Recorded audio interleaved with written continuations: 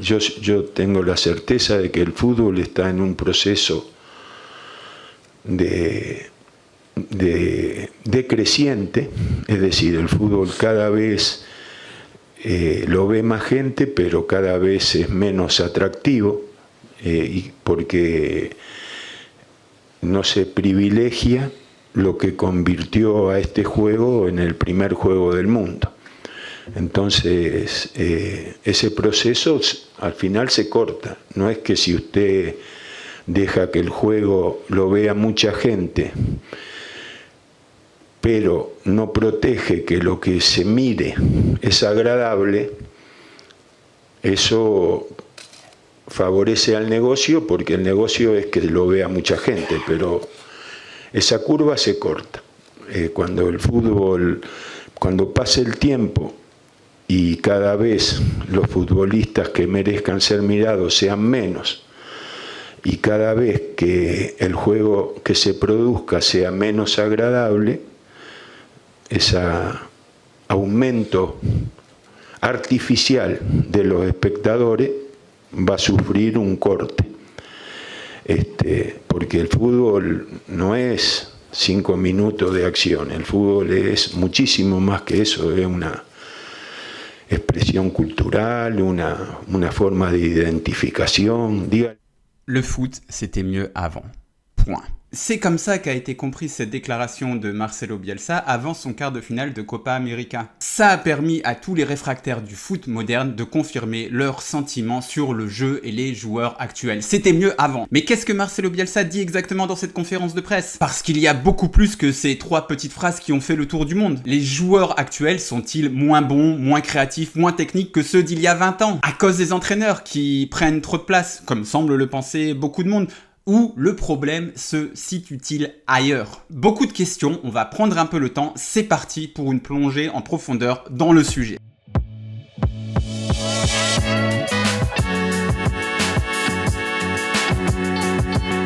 D'abord, 2-3 précisions. Je ne vous le cache pas, pour moi, le football c'était mieux avant, c'est un peu un tap-in de l'analyse footballistique. Pas juste un lieu commun, mais un tap-in, une opinion sûre d'emporter l'adhésion de presque tout le monde sans avoir le besoin d'aller plus loin. Comme ces tweets-là, voilà, c'est facile, ça fait des stats, c'est cool, ça mange pas de pain. Le football c'était mieux avant, c'est un tap-in parce que ça mobilise les souvenirs de football d'enfance, d'adolescence, de plein de trentenaires et plus. De ces moments où, bah oui, on est tombé amoureux du foot. Et donc oui, il était forcément mieux qu'aujourd'hui, ça joue sur les émotions. Ça va même emporter assez facilement l'adhésion de plein de plus jeunes séduits par le portrait qu'on leur fait de ces années-là, alors qu'ils ne les ont même pas connus. Bref, c'est facile et ça peut rapporter. Après, malheureusement, dans le football, il y a des matchs et j'ai dû, pour Copa Arena, en revoir récemment beaucoup de ces matchs des années 90, début 2000. Souvent cités comme l'âge d'or du foot et je peux vous dire qu'il y a quand même un paquet de purges. Pourtant, je suis content au coup d'envoi. Je vois Rivaldo, Zidane, Batistuta, Romario. Je suis excité, les souvenirs de mon enfance remontent, puis il y a le match. Et là, ça se complique. Attention aussi au piège inverse.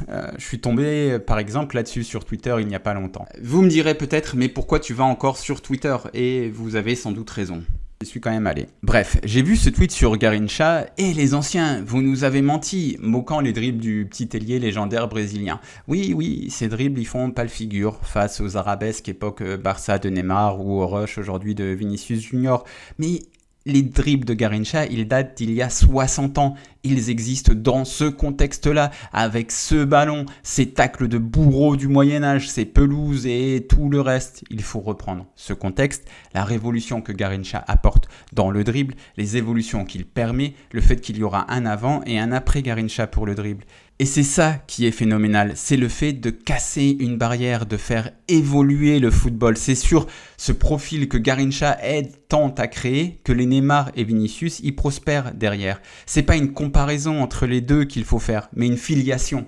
Transposons ça à notre univers. Les effets spéciaux au cinéma. Les effets spéciaux de Metropolis de Fritz Lang, ils font pas le figure face aux dinosaures de Jurassic Park par exemple. Ok, mais les avancées que Fritz Lang y permet à son époque, ils font partie d'un processus d'évolution des techniques qui vont permettre plus tard les vaisseaux spatiaux de Star Wars et les dinosaures de Jurassic Park pour aller jusqu'à bon, les dinosaures, c'était déjà pas mal.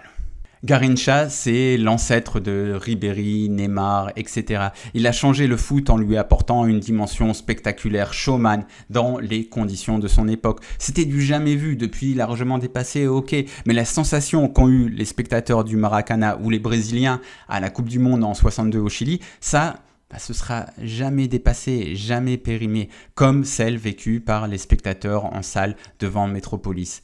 Il faut respecter l'évolution en ne comparant pas n'importe comment les contextes. Parce que le foot est important pour moi, qu'il occupe une grande partie de ma vie, mon but, c'est pas simplement de le critiquer, mais de bien le critiquer. Ou d'essayer au moins, en tout cas au minima, aller au-delà des lieux communs. Après ces précisions, cette post-intro, entrons dans le vif du sujet. Le football, c'était mieux avant. Mais quoi dans le football? Le jeu, les joueurs, quoi?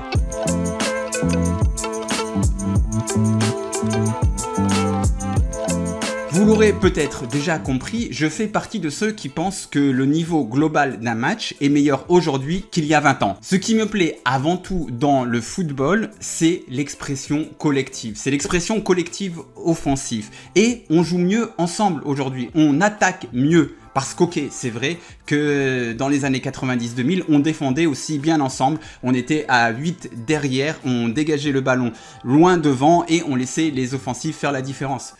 Je veux pas balancer, mais apparemment, il y aurait même des mecs qui jouent encore comme ça en 2024. Dans mon livre, comme disent les Anglais qui ont plus d'argent, les bouillies footballistiques entrecoupées d'un ou deux éclairs de brillance individuelle seront toujours moins marquants, moins appréciables, quelle que soit la qualité de l'éclair individuel, qu'un match collectif abouti. Dans mon idéal footballistique, le but c'est 1. Avoir un jeu collectif abouti avec le ballon et 2. Parvenir à faire briller les individualités dans ce jeu collectif.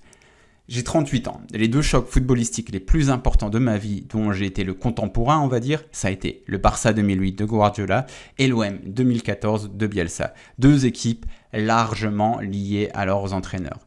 Je me souviens à l'époque avoir complètement halluciné devant les matchs de Ligue des Champions de cette équipe barcelonaise qui, de la première à la 90e minute, ça jouait en une touche de balle, ça redoublait les passes, il y avait des triangles partout, le ballon il courait toujours, j'avais l'impression de ne jamais avoir vu ça. Attends, mais c'est possible ça, de jouer collectivement comme ça tout le temps? Je vous assure que c'était un choc. Et au milieu de tout ça, il y avait quand même Eto'o, Messi ou Henry qui illuminaient les matchs sur un geste ou une accélération. Mais des éclairs individuels, j'en voyais depuis tout petit, j'aime ça bien sûr, mais une action construite, un langage commun à toute l'équipe, pour moi c'est mieux.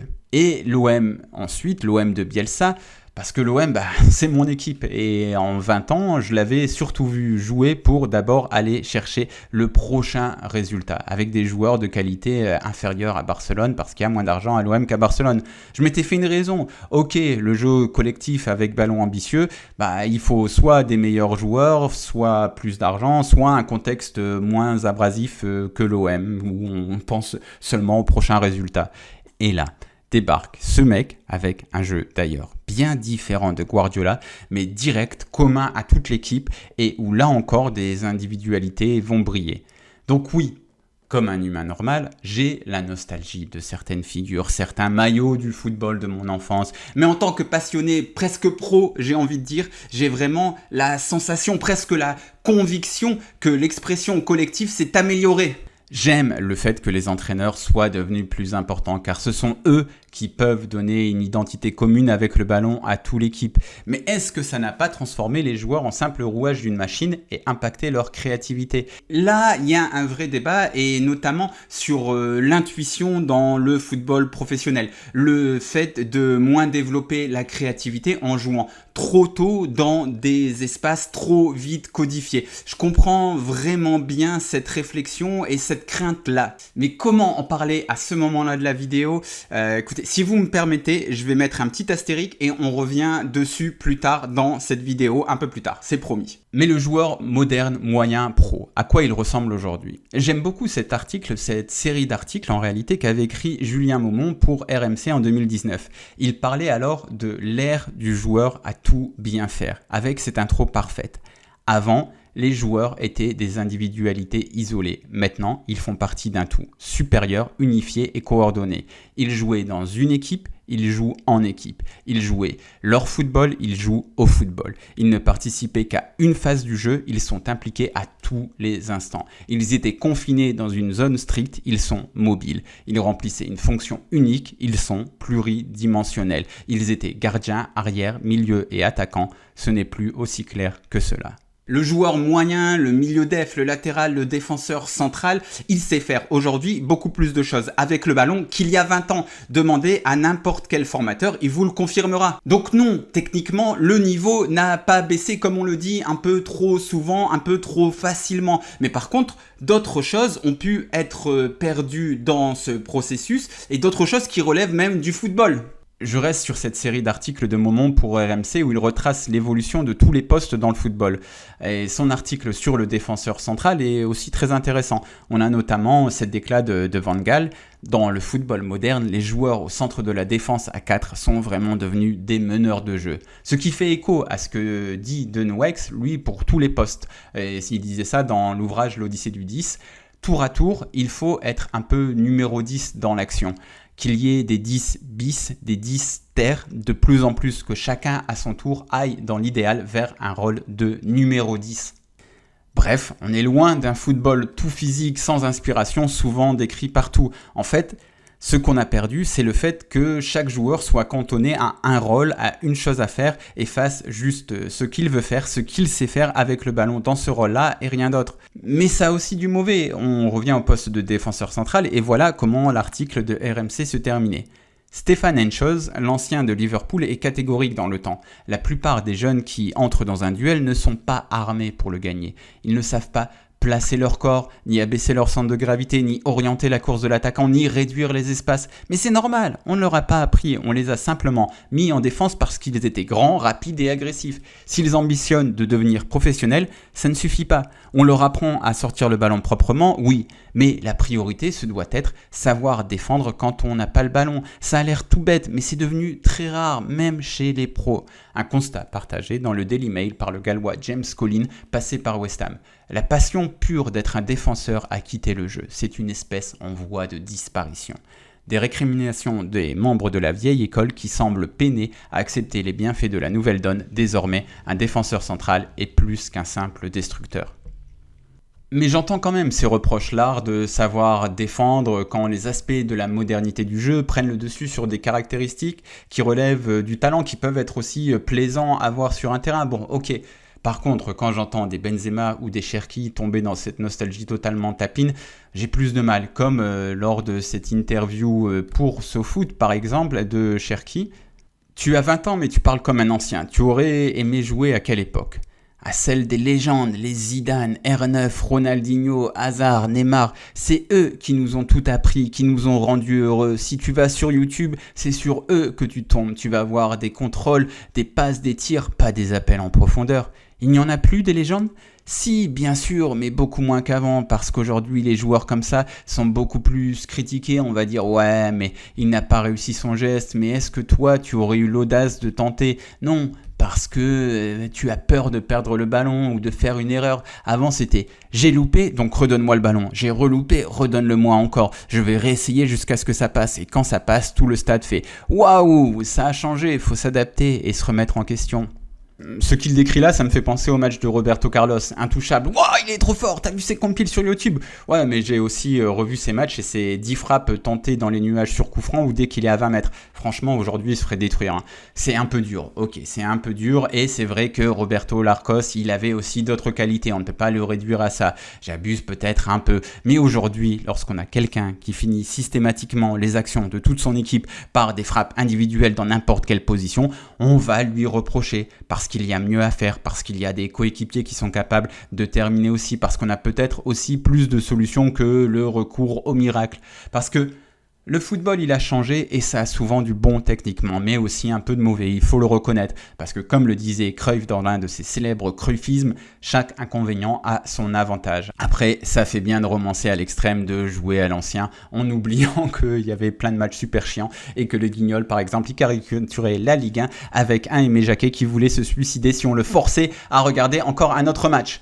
l'approche qui donne de l'importance à l'entraîneur peut aussi avoir des inconvénients, comme on l'a vu avec ce goût de défendre pour les défenseurs, mais elle rend le footballeur moyen obligatoirement plus capable. Et surtout, moi, spectateur, elle m'offre plus d'occasions de but, plus de frappes et surtout plus d'actions collectives dans la durée d'un match. Donc le plus, les actions collectives, l'emportent sur le moins d'éclairs individuels pour moi, d'un point de vue technique. Et malgré tout ça, vous savez quoi ?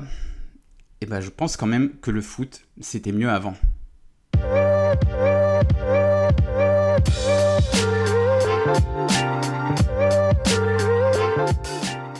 Je ne pense pas que le niveau de jeu soit plus faible. Alors c'est quoi le problème ? C'est qu'il n'y a plus de magie, d'imaginaire, d'identification. Il n'y a plus que la compétition. Et entre les mêmes, pour les mêmes, en oubliant tous les autres. Marcelo Bielsa avait dit beaucoup plus de choses dans cette conférence de presse que ces quelques phrases qui ont fait le tour du monde. Il avait par exemple dit que le football est une expression culturelle, une forme d'identification. Et ça fait partie des choses qui en ont fait le sport numéro 1 au monde et qu'on oublie. Il avait aussi ce passage-là qui m'intéresse beaucoup. Respeitado e reconhecido lá no futebol brasileiro. O senhor está em momentos históricos do nosso futebol. Quanto tempo, né? Aquela final Nils e o São Paulo do Tele Santana no Morumbi. Que gran juego. Eso sí que era otro fútbol. Sí, certamente. No, porque mire, qué interesante, ¿no?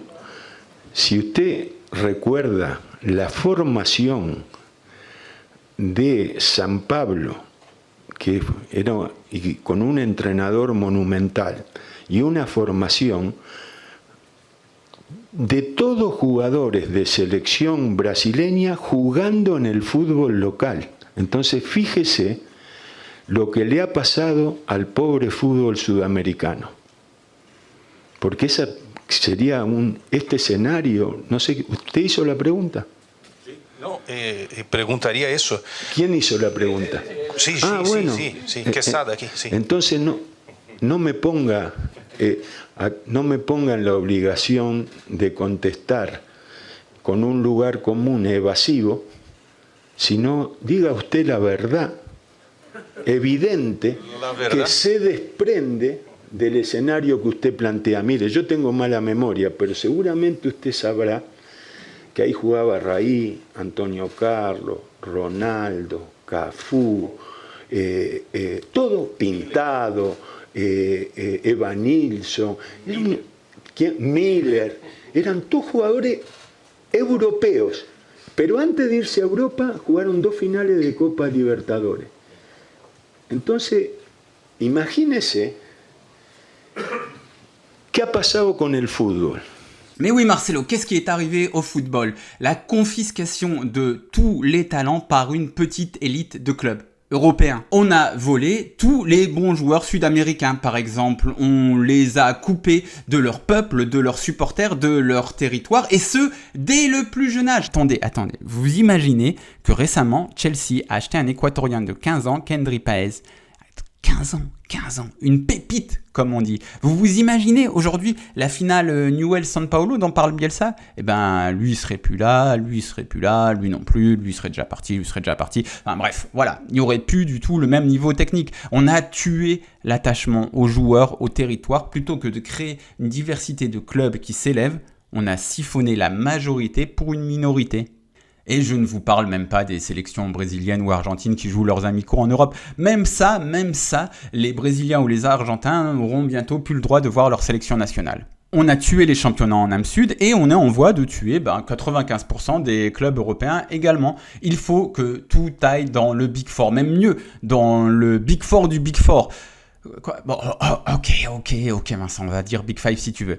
Mais tenez, petite anecdote. J'ai découvert le Dynamo Kiev en 98. Ils étaient dans le groupe de Champions League de Lens, qui était retransmis sur TF1. Et je me souviens du jeune Mourad, pas très malin, ni encore très éduqué footballistiquement, qui s'était dit « cette équipe de l'Est bizarre, Lens devrait les battre, pourquoi pas ?» Eh ben non. Et là, tu regardes les matchs et tu découvres ce coach bizarre qui se balance frénétiquement sur son banc, t'entends Larquet en parler comme d'une légende. Tu vois ce mec qui provoque un rouge, ce jeune attaquant là, qui fait ensuite ce lob sur le poteau, qui fait voler en éclats la défense française. Et après, eh bien tu te renseignes et t'apprends d'autres choses. Ça a ouvert ton imaginaire, ça t'a fait rêver à autre chose que ce à quoi tu es programmé. Bref, c'était trop bien. Eh ben ça n'existe plus. Aujourd'hui, Shevchenko, qui avait déjà 22 ans à l'époque et plusieurs coups d'éclat à son actif sur la scène européenne, il serait en train de cirer le banc de Chelsea ou Man City, et bientôt on veut même interdire aux lances de ce monde d'aller en Ligue des Champions. Souvenez-vous des déclats du président Agnelli de la Juve qui était contre l'Atalanta Bergame en Ligue des Champions. J'ai le plus grand respect pour ce qu'accomplit l'Atalanta, mais sans avoir de passé dans les compétitions européennes, après une seule bonne saison, il participe à la Ligue des Champions. Est-ce que c'est juste ? Mais bien sûr que c'est juste, espèce de trou du... Bon, voilà, avec le football moderne, plus de Newell's San Paolo, plus de Dynamo Kiev et bientôt plus d'Atalanta. Il faut tout chez nous, vite, même si après le joueur confirme pas, mais au moins il va pas chez un autre gros et pas grave si ce processus doit le gâcher ou doit gâcher une carrière qu'il aurait pu faire dans un autre club avec un peu moins d'argent. Tiens, d'ailleurs, je pense que c'est le moment de revenir sur ce truc que beaucoup regrettent, la perte de l'intuition, du flair et notamment chez les plus jeunes. On va écouter Pablo Aimar, devenu entraîneur.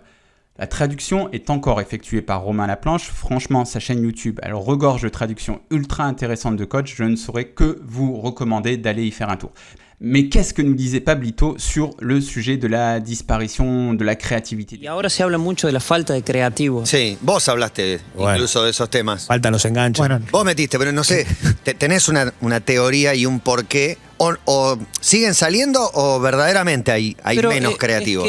Es como, yo creo que todas las discusiones de fútbol, cuando alguien dice algo que tiene más que ver con el sentido común, se terminan, entonces se termina el programa. Yo si voy hoy a tocar la guitarra y el profesor me dice lo que tengo que tocar y cómo lo tengo que tocar, y mañana lo mismo y pasado lo mismo, y en mi casa no la toco, que era lo que hacíamos nosotros hace 30 años. Nosotros sí jugábamos 3 horas después. Claro. ¿Por qué? Y porque el mundo era otro. Hoy los chicos solo juegan ese rato que van al club. Antes vos al club ibas a que te acomodaran un poco. Claro. Te decían, bueno, vos, mirá, podés ser lateral derecho, vos en el Sí, cuando- tenías condiciones, por algo ibas. Y cuando jugabas salvaje en la calle, nadie te decía que en tu área no tirabas un caño. Te acomodaban en el club. Ahora el caño ya lo sabía tirar. Es más, jugábamos, el que le hacían un caño, los otros le pegaban. Claro, y la claro. Bueno, esa parte salvaje hoy los chicos, la mayoría, no lo tienen. Il y a beaucoup de choses dans ce que dit Aimar et beaucoup de choses qu'il ne dit pas. Il y a d'abord un monde qui a changé, une multiplication des écrans qui fait que l'on est moins dans la rue à développer ce qu'il appelle son côté sauvage. Mais ce côté sauvage, on le développait aussi avant parce qu'on était beaucoup plus longtemps dans la rue et beaucoup moins vite alpagué par un club. Si le fait que maintenant, dès que tu sais faire 3 jongles, t'es hameçonné par un club en catégorie U5, si ce n'est envoyé directement par tes parents en train de construire un projet Mbappé avec toi. Et dans le projet Mbappé, tu joues pas dehors, tu peux pas jouer avec des lambdas, c'est pas possible. Déjà, il y a 20 ans, dans la série À la Clairefontaine, on demandait aux jeunes Ben Arfa, Diaby et compagnie de pas trop se mettre en danger en jouant avec des lambdas. Il faut pas prendre de risques, et non, il faut qu'à 16 ans, Henry Paez, il signe à Chelsea, à 17, Matistel au Bayern, à 18, Arda Güler au Real, à chaque fois pour plus de 20 millions d'euros. Il faut. Et pourquoi ? Pour l'avidité des clubs. Celle des clubs vendeurs d'abord, qui assument le côté actif financier de leurs jeunes. D'ailleurs, ça me rappelle quand Dortmund a poussé pour changer les règles de la Bundesliga pour pouvoir faire jouer Moukoko à 16 ans. Plus jeune, plus vite. 4 ans après, il donne plus satisfaction, on cherche à le refourguer ailleurs. Et pourquoi on est content si on peut les faire jouer à 12 ans, nos jeunes ? Comme ça, peut-être qu'il y aura une offre de Florentino Pérez pour le récupérer. Lui, ce qu'il veut, c'est surtout pas que le futur Messi ou Vinicius lui échappe. Donc il les achète au berceau et à l'appel. Et puis après on verra dans le tas, il y en aura bien un qui rendra tout ça rentable. Comment voulez-vous développer votre côté sauvage quand à 18 ans vous devez être prêt à aller concurrencer Modric ? Pas de temps à perdre, c'est une course à l'échalote. Et une course à l'échalote à laquelle les supporters participent complètement. Tout le monde veut ses pépites. L'hystérie du mercato aveugle les supporters sur la destruction de tout le reste dans le foot. Waouh, on est sur un tel et dans 6 mois, on l'insulte. Non, il faut machin et casse-toi un tel. Beaucoup de supporters raisonnent même désormais avec la future revente en tête lorsqu'un joueur signe tout juste dans leur club. Mais comment voulez-vous développer ce côté sauvage ? Comment ? C'est le marché du football qui structurellement a empiété sur la technique des footballeurs, qui détermine presque leur technique en les forçant à être prêts beaucoup trop jeunes. On ne peut plus s'enthousiasmer sur Newell's San Paolo ni sur le Dynamo Kiev, on les a déjà siphonnés, mais en plus de ça, même les grands clubs sur lesquels on rêvait avant, on peut plus non plus rêver sur le Real Madrid ou Kylian Mbappé, on les voit partout, tout le temps. Zidane, Rivaldo, je les voyais 90 minutes, une fois par mois max. Après, c'était des images par-ci, par-là, des résumés difficiles à dénicher et qui tournaient en boucle dans ma petite tête d'adolescent. Mbappé, je le vois tout le temps, à la télé ou sur les réseaux sociaux. Tous ces matchs sont diffusés, décortiqués à la télé, à la radio, sur les réseaux sociaux. Zidane et Rivaldo, ils faisaient des matchs de merde, mais je les voyais pas. Franchement, Zidane n'aurait pas cette aura extraordinaire si on avait vu tous ces matchs contre la Reggiana ou Alaves. Aujourd'hui, ces matchs, il serait retransmis sur beIN et des mecs sur Twitter expliqueraient « Un grand joueur, c'est présent sur toute l'année ». Encore une prestation mythe pour le soi-disant génie. D'ailleurs, je n'étais pas le plus grand fan de Zidane, je dois le confesser. J'avais l'impression que beaucoup de monde se disait fan sans vraiment l'avoir vu jouer ou en faisait beaucoup trop pour le principe. Le côté reine d'Angleterre, ça m'énervait un peu. Mais revoir quelques-uns de ces matchs récemment, pour une fois là, a fait évoluer mon opinion positivement, m'a fait comprendre un peu ce qu'il a pu éveiller chez plein de gens qui l'ont peut-être survendu ou quoi que ce soit, mais Zidane y crée quelque chose d'assez unique. Je pense que la passion autour de Zizou, elle relève de l'espoir du moment de grâce, de ces petits moments qu'on rejoue 100 fois dans sa tête, de ses contrôles, de ses crochets et que l'on romance parfois peut-être, mais que Zidane, il faisait exister sur un terrain, il faisait exister cet espoir-là. Le football et sa consommation d'alors laissaient de la place à ça. Aujourd'hui, ce moment, il serait perdu autour de tous les autres moments disgracieux, plus polémiques. Zidane serait moins valorisé pour ce qu'il apportait d'unique, tout simplement. On a plus de place pour parler de football, mais plus la place pour parler de ça. Le trop-plein de télé couplé à l'incitation aux commentaires permanents des réseaux sociaux a tué la magie du football. Le football, ce n'était pas que le sport et c'est difficile à faire entendre à des businessmen à part les moments où ils peuvent le monétiser à grands coups de slogans à la con. C'est de ça dont nous parlait Bielsa quand il parlait de ce qui a fait de ce sport le sport numéro 1 au monde. C'était l'identification à des joueurs, à un club, à un territoire, pourquoi pas même à la magie de Zidane. En ce qui me concerne, même à l'enrichissement culturel, intellectuel. J'ai appris de nouvelles choses grâce au football. C'est ça qui a fait du football le sport numéro 1, au-delà du jeu de base qui est très accrocheur, très plaisant. Mais ça, ce jeu, ce sport très plaisant, très accrocheur, il y en a d'autres, on l'a encore vu avec les JO. Et même en ce qui concerne le jeu, le sport, football, je pense qu'il s'est développé. Alors on est d'accord, on n'est pas d'accord, mais je pense pas qu'il a complètement régressé.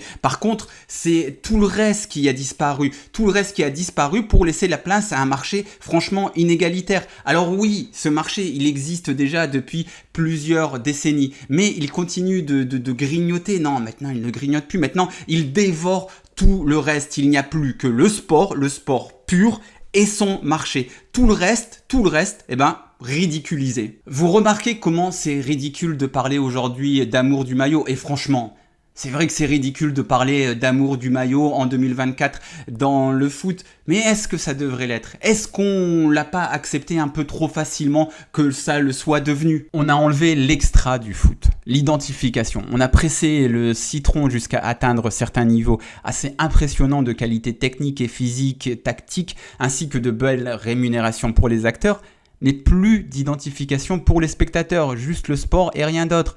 Allez, je termine cette partie avec un exemple qui pour moi est très parlant. La Coupe du Monde 1990. De la vue générale, il s'agit de l'une des moins spectaculaires de l'histoire du jeu, sans doute la pire. La plus faible moyenne de buts par match, des tacles dans tous les sens, des passes en retrait au gardien à foison, la finale qui se décide sur un péno discutable, plein de 0-0, 1-0, mais des images plein la légende. La danse de Roger Mila, les insultes marmonnées de Maradona alors que son stade du Napoli siffle son hymne argentin, les larmes de Gascogne dans l'autre demi avec l'Angleterre. D'ailleurs en Angleterre on en fait encore des super documentaires sur les larmes de Gascogne. Et Maradona, voilà, c'est Maradona quoi. Sans oublier la victoire finale de l'Allemagne tout juste réunifiée. Il n'y avait pas beaucoup de football, mais énormément d'identification, d'implication émotionnelle. Tout l'inverse de 2024. Est-ce que cette vidéo est trop longue? Sans doute, mais rassurez-vous, elle arrive à son terme. Et pourtant, vous savez quoi? J'ai l'impression de n'avoir qu'effleuré le sujet.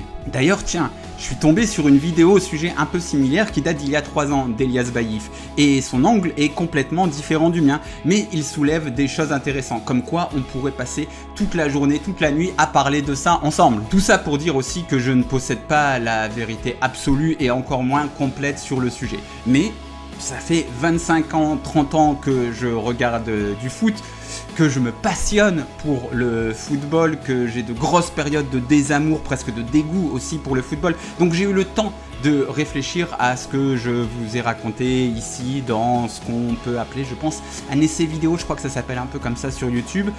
Dites-moi si ça vous a plu, s'il y a des choses que vous pensez que j'ai oubliées.